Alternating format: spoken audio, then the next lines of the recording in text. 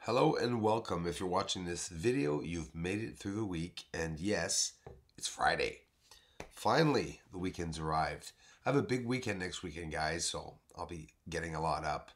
So yeah, I'm seeing the moon pointing itself.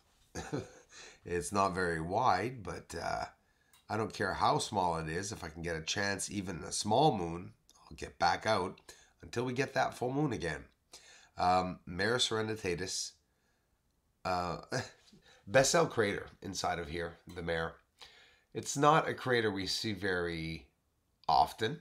I've never seen it close up. So in this video, we got some new angles and some new close-ups of the surface of some new areas and some nice new angles. An area of the moon that mesmerizes me, right over Mare Serenitatis.